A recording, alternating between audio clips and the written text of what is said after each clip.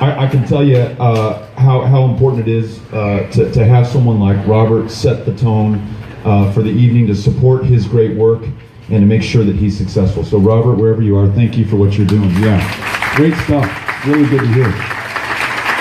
So I am from the city of El Paso, Texas. And I think we have some El Pasoans over here from Isleta High School. Do we have any other El Pasoans? Got some more El Pasoans?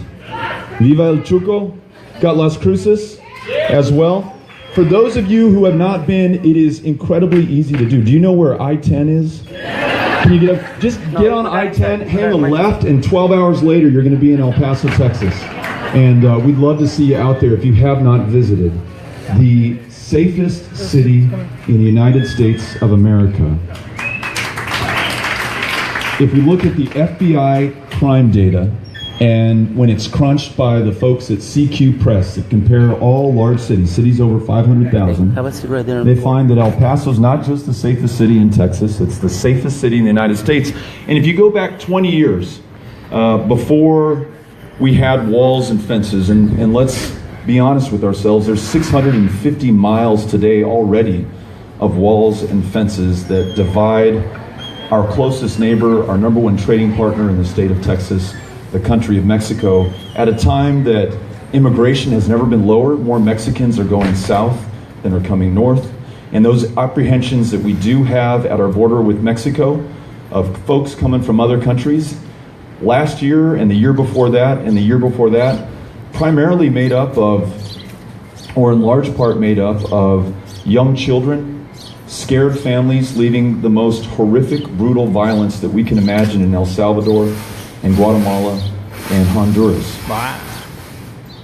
And that community and its safety for 20 years, it has been one of the safest cities, the first, second, or third safest city in America. And I get to tell people that is not in spite, and the folks from El Paso know this, that's not in spite of our connection with Mexico and the fact that 24% of the people that I have the honor to represent and serve in Congress were born in another country. Most of them were born in Mexico. It's precisely because we are a city of immigrants. And those who came to our community, our state, our country, from somewhere else made an incredibly difficult decision to leave the land and the community and the families that they knew and that they loved, to start anew, to be somewhere else with a different set of laws, a different language, a different community. And they came here to do better for themselves, to do better for their kids, and to contribute to and not take from the American dream. That explains our relative safety, our success, our prosperity, why I feel so lucky to be from and to be raising my kids in El Paso, Texas right now. So if you haven't been there, I want you to come out and see it for yourself, because if you haven't been there and you've just been reading the headlines or listening to our president or listening to what he said when he was a candidate, you could be forgiven for thinking that I live in a war zone. This was the guy who, our president, when he was declaring his candidacy, talked about people from Mexico, immigrants from that country, being criminals and rapists.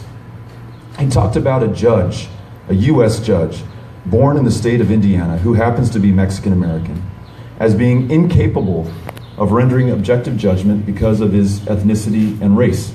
For me, that defines racism right there. And this week, he sent his Attorney General, Jeff Sessions, to my community, El Paso, Texas, where he declared it ground zero.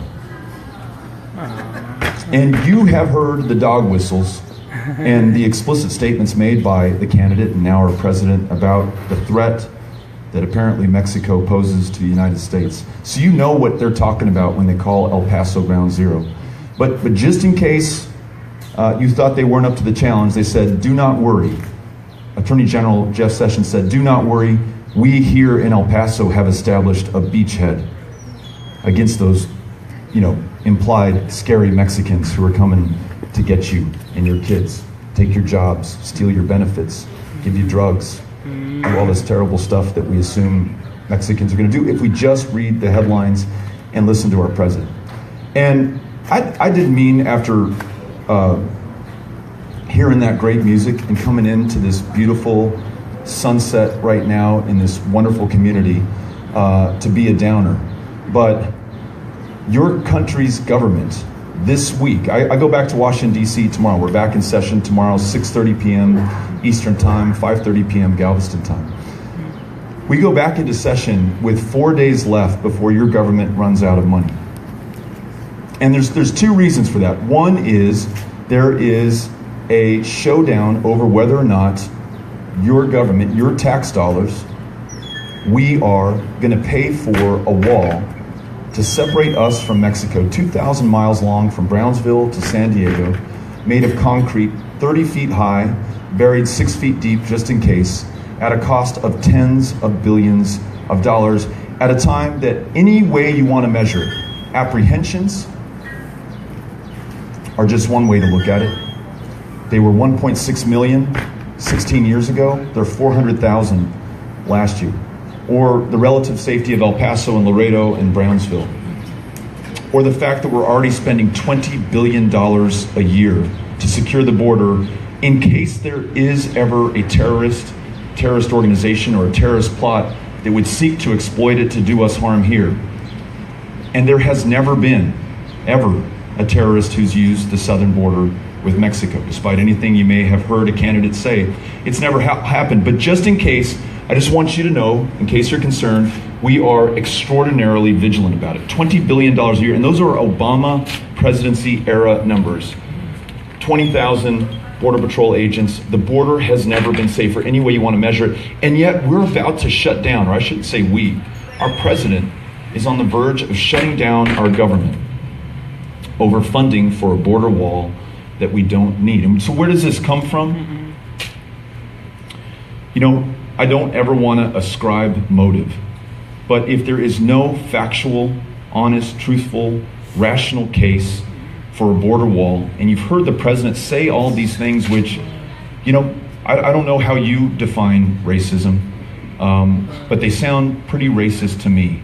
Yeah. It looks like we're about to shut down this government over a wall to separate us from a country who is one of our closest allies, who our economy depends on, who we depend on as a country for political gain, and to further exploit anxiety and paranoia and fear and hatred that was such a part of this campaign and is now a part, unfortunately, of the White House and our government.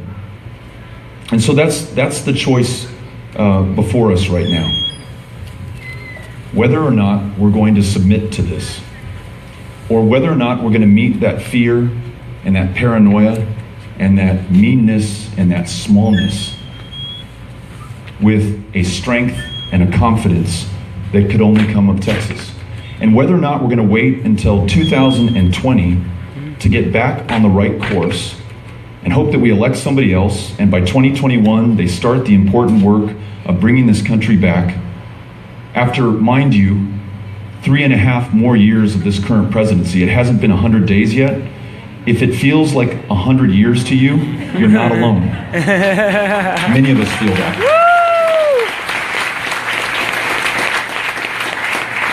Whether we're going to wait until 2020, or whether we're going to decide that our year is 2018, and that 2018 begins right here tonight in Galveston. Are you with me on this? Yes! So it can be about this fear of Mexicans and the idea that we're going to spend billions of dollars on a wall, or this proposal to ban Muslims completely from this country, or impose religious tests on immigrants, or reject refugees from a country that is comprised of asylum seekers and immigrants and refugees, the very source and foundation of our strength as a country and as Americans.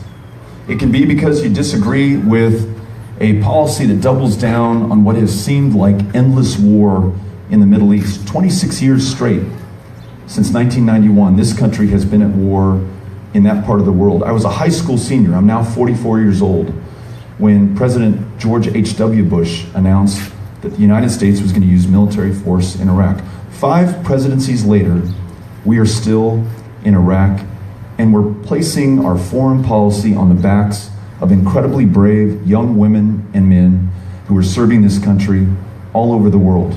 And we're asking them to do the impossible. We have the most awesome military the world has ever known, from the most powerful country on the face of the planet. But military might alone won't secure our goals or solve the world's problems. And yet, just a couple of weeks ago, this president fired dozens of cruise missiles into yet another Middle Eastern country, hoping that violence and our military can solve their problems and ours. At a time, by the way, that today, 20 veterans will have taken their own lives, 16 of them unable to get into the VA, or have not been able to get into the VA, or chosen not to go into the VA for mental health care help. And the same thing's gonna happen every day in this country until we get a handle on our commitments to those who put their lives on the line and serve this country. That's why we wrote a bill that will force us, it's a bipartisan bill that's gonna force us to pay for war as we wage it. I introduced it with another Democrat, Seth Moulton of Massachusetts, a Republican, Don Young of Alaska, and another Republican, Walter Jones of North Carolina. Republicans, Democrats, 4 corners of the country, making sure that we fulfill our commitments. It says that if we go to war, we pay for war as we fight it. We don't put it on the national credit card and rack up $20 trillion in debt as we already have. If we're gonna ask our sons and daughters to go fight, put their lives on the line, at a minimum change their lives forever, and at worst lose their lives, then we're gonna do our part as well. And we as a country have not been asked to do that. And the proceeds generated by this bill, $22 billion a year along current trajectories and the wars that we are currently fighting, goes into a trust fund whose resources can only be used to care for those who have borne the battle, so that we never have an excuse again about wait times that last not days or weeks or months, but years in some cases, for women and men who serve to get into the VA who have post-traumatic stress disorder or traumatic brain injury or military sexual trauma. Never again will we do, as we did to the Vietnam-era generation of veterans, wait 40 years to treat Agent Orange as a presumptive condition, because we didn't have the resources or the political will to do the right thing at the right time. We're gonna honor our commitments in this country, because that's what Texas does. And that's the right thing to do. It may be any of those things that brought you out tonight. Or it may be, as I'm finding as I cross this amazing state and go to towns big and small, rural, suburban, and urban, that you want something better and you're willing to work for it and you're excited for the future and you're going to take it into your own hands and you're going to make it happen. I hear people talking about the fact that they're not satisfied with what we're doing to get people back to work who've lost their jobs during the Great Recession and have never been able to find work again. They talk about everything from refinery operator jobs in Corpus Christi that are going unfilled, wind energy jobs in Amarillo where we can't find enough engineers and technicians to fill them, IT and cybersecurity jobs in San Antonio that do not require a college degree. High school and some certification will get it done and allow someone right out of high school to be earning $45,000 plus a year. Jobs with purpose and function and dignity that pay well, that put food on the table, allow folks to be able to pay the rent, and then put something aside for a brighter future for them and their kids. And speaking of that, it's hard to pursue that future and your potential if you're having to choose between paying for your medications and paying the rent. We in this country, who have figured out so many of our own and the world's problems, have been unable to figure out how to make each other well and take care of each other. We spend more than any other country on healthcare, and our results are among the worst in the modern democracies.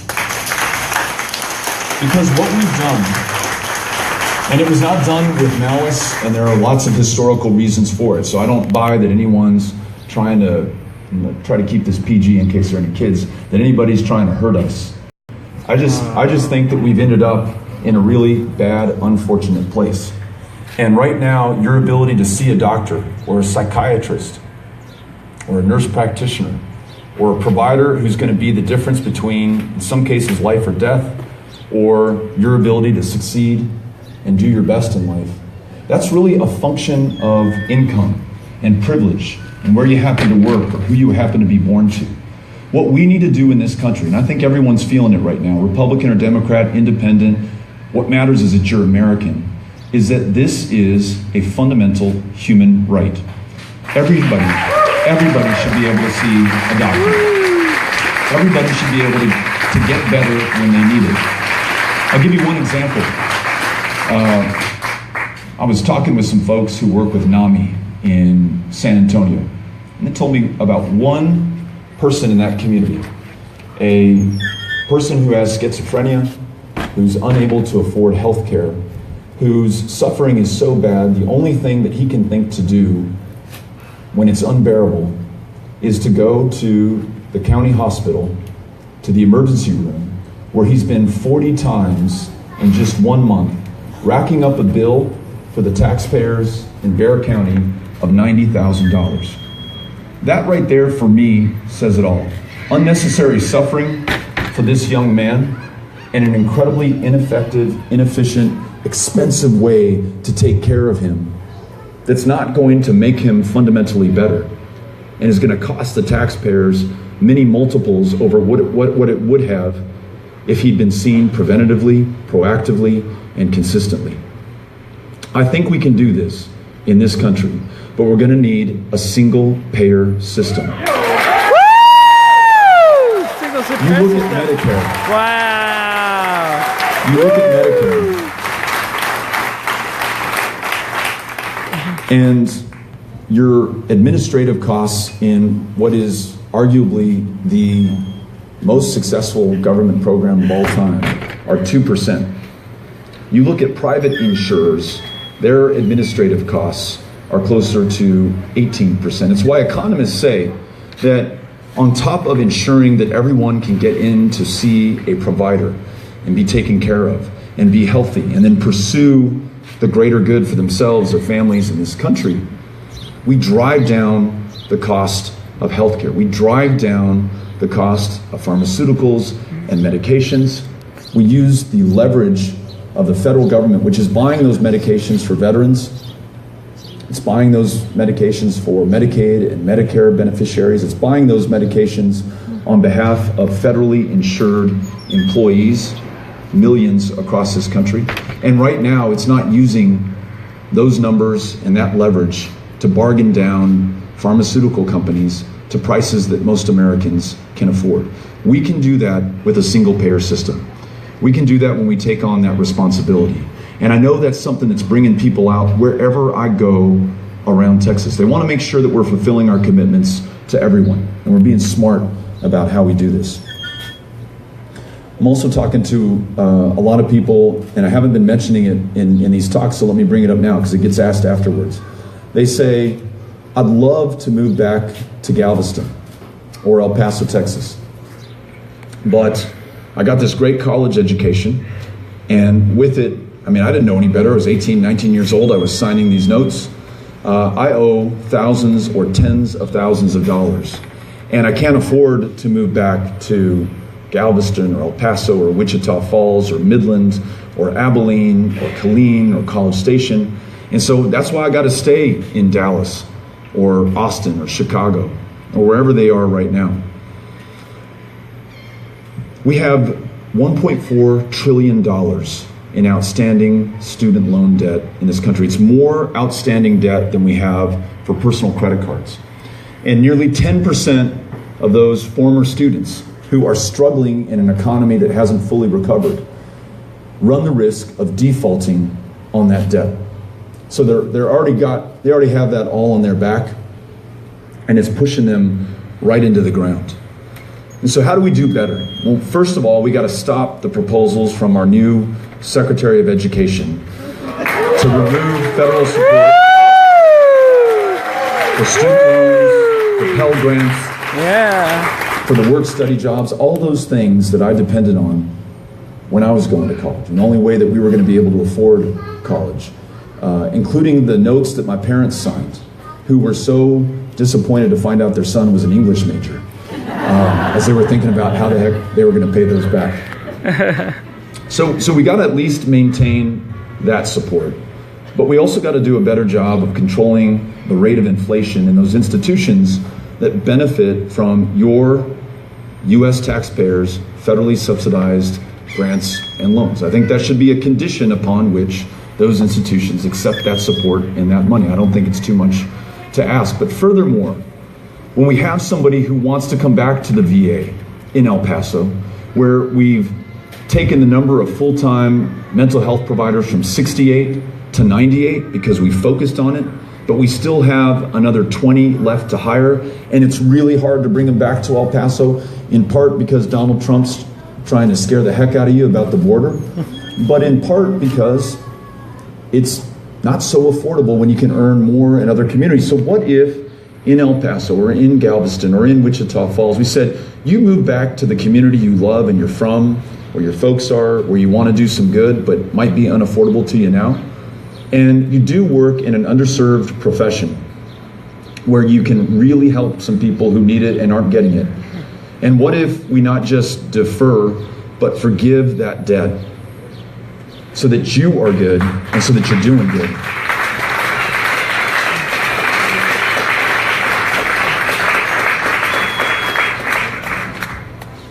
So there are things that are bringing us out, things that we want to stop, things that we want to make better.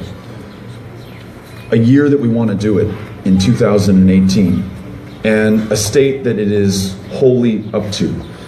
You may know this. We got a Republican in the White House, and again, party affiliation's not so important, but hear me out on this. We have Republican control of the Senate. We have Republican control of the House.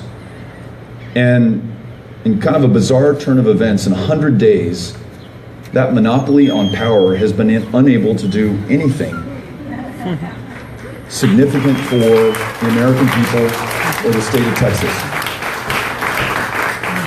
And so what's going to restore some balance and order? I think we got to take back the Senate. And how do you take back the Senate? You don't take back the Senate by playing defense, by supporting those, and Texas has served as an ATM for Democratic candidates in other parts of the country forever. But you can't do it by just supporting those great Democratic senators in other states. I mean, if you want to help them, by all means, send them as much as you want, as long as it is not over $10. The only way, though, that we're going to take back the Senate is to go on offense. And the only state that allows us to seize that prize and provide a check on some of the abuses that we're talking about and a path forward on some of the bipartisan solutions that we all want is through Texas. And that road started in El Paso 3 weeks ago. And it has taken us all over this state and brought us here to Galveston tonight. And I did not leave my beautiful kids, 10-year-old Ulysses, 8-year-old Molly, 6-year-old Henry, to run a campaign for the next 500 days. I did not ask you to come join me tonight in Galveston.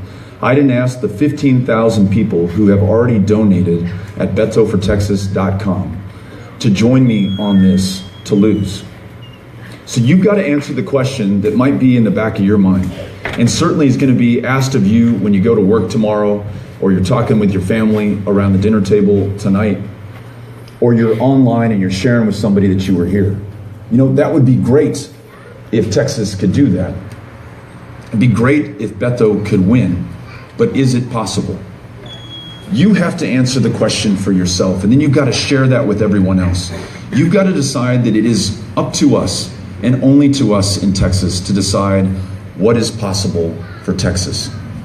And to do this, to make it work, because nothing happens in 2017 unless you have taken a picture of it with your cell phone and shared it with everybody in your network. You have to say, you have to say, I came out to hear Beto last night or tonight in Galveston because I believe in this state, I believe in this country, and I believe we should have better. And it could be, I believe that Texas should no longer lead the developed world in maternal mortality because we made it so hard for women to access health care in this state that it would save their lives and save their families. You could say, I came out to listen to Beto tonight, I took a picture with him, or I took a picture of my friend, or we took a picture with Robert, because I just met a young woman last night when we were in Sugar Land who brought her two adorable daughters out. And as I was shaking hands with the 5-year-old, she said, I really miss my daddy. I said, well, is your daddy deployed overseas? Is he, where is he? She said, no, he's in Mexico. He was deported and we can't get him back. And they keep changing the date for his hearing. And so we're separated. And he gets to see the kids 3 times a year when they go down to Mexico to visit him. And so you say, I came out because I don't just believe in comprehensive immigration reform. It's not just a talking point.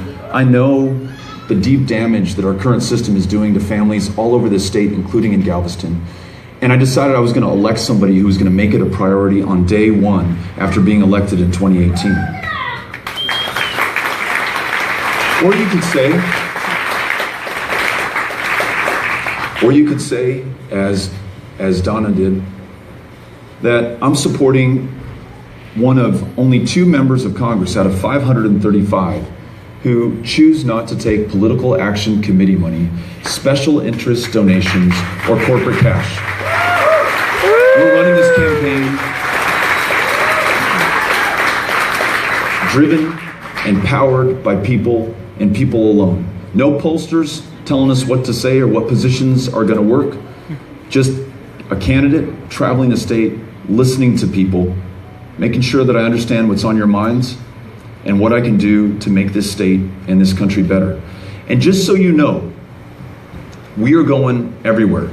We're taking no one for granted. So we go to the Rio Grande Valley, we go to Laredo, we go to McAllen, we go to Brownsville, and we talk to and listen to people in Spanish. And we remind them, we say, saludos, desde la comunidad más segura de los Estados Unidos. We remind them that our security is dependent on everyone in every community being treated with respect and dignity.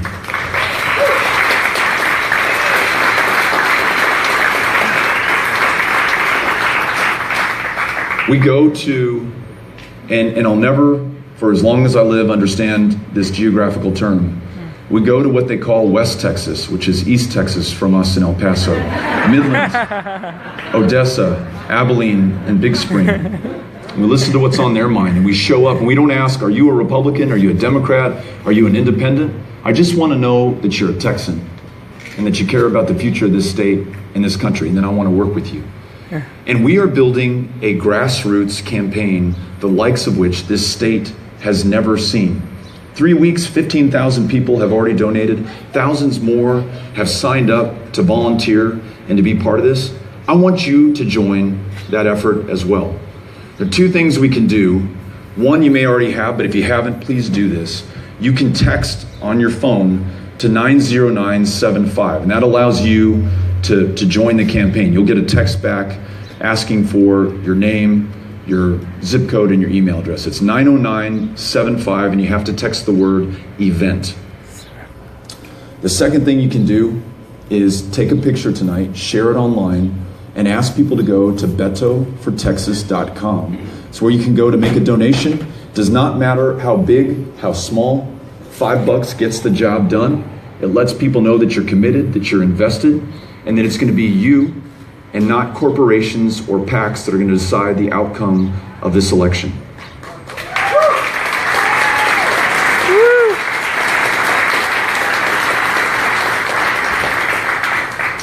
So for everyone who's here tonight that decided they weren't going to wait for someone else to come out or stand up or get involved, who took it upon themselves, who aren't going to wait for another year, who decided on 2018 and decided that 2018 starts tonight.